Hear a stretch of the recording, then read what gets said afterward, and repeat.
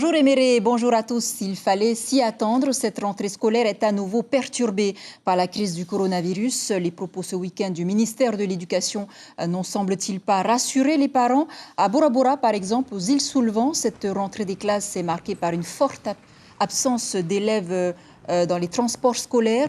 Les chauffeurs ont constaté très peu d'élèves qui les attendaient. Selon eux, les parents ont préféré garder leurs enfants chez eux pour les protéger. Je vous propose d'écouter l'un des chauffeurs qui chaque matin s'occupe du ramassage des élèves. Il répond à Rosanna Maïhuta. Je pense que les parents sont conscients que les mesures prises par le gouvernement sont vraiment très légères. Je comprends aussi les parents. Nous aussi les chauffeurs, on essaie de faire notre possible pour amener les enfants à l'école. J'encourage aux parents de bien protéger leurs enfants. Surtout les petits, maternels, tout ça, à venir à l'école, à mettre leur masque. Et moi, j'ai toujours respecté ça. Voilà, la crainte des parents peut tout à fait se comprendre car l'épidémie de coronavirus se propage très très vite. Selon le docteur Henri-Pierre Mallet, la Polynésie a passé la barre des 10 000 cas cumulés depuis le 15 juillet. Le confinement est-il pour autant nécessaire? Henri-Pierre Mallet estime en tout cas que dans un cadre sanitaire strict, un reconfinement aiderait à freiner la propagation du virus. Il répond à Ibrahim Ahmedazi. D'un point de vue sanitaire strict, il est évident qu'un confinement aide drastiquement à ralentir la propagation, voire à la freiner, si les mesures précédentes n'ont pas été suffisamment respectées. Et on est exactement dans ce cas de figure, c'est bien le souci, c'est-à-dire théoriquement, je pense qu'on n'aurait pas besoin de confinement. Le confinement est quelque chose effectivement d'assez rustique, si on peut dire. C'était vraiment une mesure coercitive. On pourrait arriver à avoir les bonnes mesures sans confinement avec une rigueur extrême. Malheureusement, on le sait, cette rigueur est très difficile à respecter. Et je ne fustige personne, c'est un aspect humain. Mais c'est vraiment une question d'équipe. Donc si on n'y arrive pas par la volonté, effectivement, à un moment donné, il y a besoin d'une obligation quelque part pour renforcer l'efficacité de ces mesures. Et sachez également que le PDG de l'entreprise de travaux publics Fiumarella, Bernard Gallois, est décédé hier soir du Covid-19 à l'âge de 73 ans. L'ensemble du personnel de Polynésie la Première adresse ses sincères condoléances à la famille. Dans l'actu Covid-19 toujours, les voyages depuis Paris vers les destinations ultramarines seront facilités. Fini les longues heures d'attente à Orly ou à Roissy pour espérer se faire dépister du coronavirus. Avant d'embarquer dans l'avion, un autre centre de dépistage qui intègre cette fois les tests antigéniques a été installé. Le reportage à Orly de notre équipe d'Outre-mer, la Première. Aussi étonnant que cela puisse paraître, pour partir outre-mer en avion rapidement depuis Orly, les passagers qui n'ont pas été dépistés à temps doivent se rendre au hall des arrivées, dans cet espace de récupération des bagages transformés pour l'occasion en zone de test de la Covid.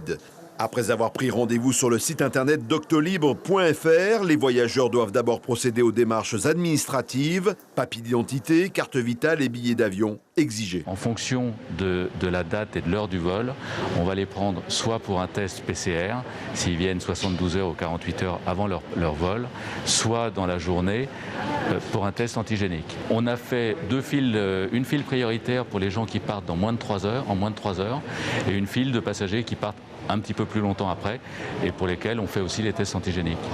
Quel que soit le test, la technique de prélèvement demeure la même. Un laborantin glisse un écouvillon dans les 2 narines des passagers dans ces box à l'autre bout de la salle. Une opération qui ne prend que quelques minutes. Les tests PCR sont envoyés pour analyse à l'extérieur de l'aéroport. Quant aux tests antigéniques, les échantillons sont analysés juste à côté dans ce laboratoire de fortune qui peut traiter entre 600 et 1000 tests par jour. Le petit coton-tige a été exprimé dans un milieu liquide que vous voyez là. Ce milieu liquide a une particularité importante, elle inactive le virus. C'est-à-dire que dans cette enceinte, il n'y a pas de risque d'infection virale parce que le liquide est une espèce d'eau de javel qui inactive le virus. 15 minutes maximum, le résultat tombe. Tel un test de grossesse, l'échantillon demeure blanc, c'est négatif. En revanche, s'il vire au rouge, c'en est fini pour le passager de tout espoir de s'envoler. Retour à la maison. Ce qui ne sera pas le cas pour ce jeune réunionnais de Chambéry qui s'envole dans quelques heures en vacances chez ses parents à La Réunion. Il a été un des tout premiers passagers à bénéficier de ce nouveau dispositif. C'est négatif. Ça me garantit de prendre l'avion pour l'instant. Et au moins, je sais que je vais infecter personne quand j'arrive à La Réunion. Les passagers à destination des Outre-mer depuis la plateforme de Roissy-Charles de Gaulle ne seront pas oubliés. ADP annonce l'ouverture d'un autre centre de dépistage, comme celui-ci, le 12 novembre prochain, au sein du hall 2E. Dans un tout autre contexte maintenant, il y a 50 ans, jour pour jour, le général de Gaulle décédait, terrassé par une rupture d'anévrisme. Comme en France, les autorités du pays et le service territorial de l'Office national des anciens combattants ont voulu commémorer l'anniversaire de la mort de l'homme du 18 juin. Un devoir de mémoire. Écoutez Philippe Lédé au micro de Corinne Tehetia. Quand on connaît l'épopée de tous nos anciens, de tous nos Matayapo, du bataillon, des forces navales françaises libres, comme Maxime Aubry, des forces aériennes françaises libres, comme Julien Alain, des résistants, comme André Vernier, qui est mort à Vassy-en-Vercors en juillet 1944. On ne peut qu'honorer celui qui a été l'âme de la France, qui a dit non à l'abject, on peut dire à l'heure actuelle, sans lui, à l'heure actuelle, comme nous sommes déjà nous tous bruns, aux yeux foncés, je ne sais pas si on pourrait toujours être ici, puisque la race aryenne prévalait dans le monde nazi. Ce projet maintenant qui pourrait s'inscrire dans la durée, c'est une initiative de la mairie de Papeete. Elle forme depuis une semaine 8 CAE à la permaculture. Il s'agit de les initier à ces techniques qui permettent d'avoir des fa'apou écologiques et performants. Le but est que ces stagiaires partent ensuite dans leur quartier pour initier à leur tour des habitants qui souhaitent mettre en valeur un bout de jardin ou de terrasse. Je vous propose d'écouter un stagiaire et l'un des formateurs, Teikipi Ate, et le formateur donc Philippe. J'irai dans toutes les familles pour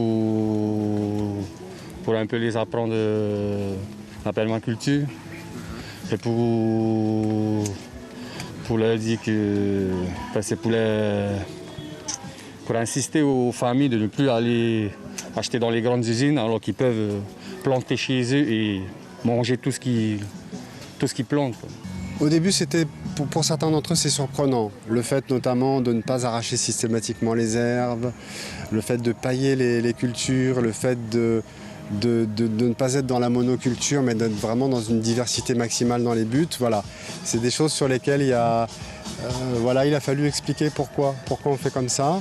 Et aujourd'hui, la plupart d'entre eux bien adhéré à cette démarche et ils sont en mesure en plus de pouvoir l'expliquer aux gens. Et donc pour le travail qu'on va faire dans les familles, ils sont tous prêts vraiment à pouvoir démarrer les plantations directement dans les quartiers.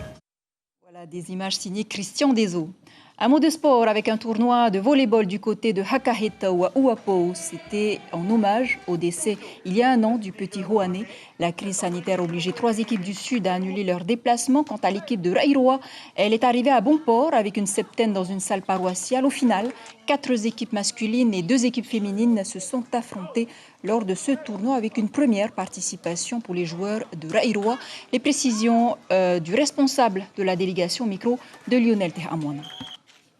Ça a été très difficile pour nous de faire ce déplacement, notamment déjà d'un point de vue financier, vu qu'on habite Rambouillois. Ça a été un coût quand même aussi pour venir jusqu'à Uapo.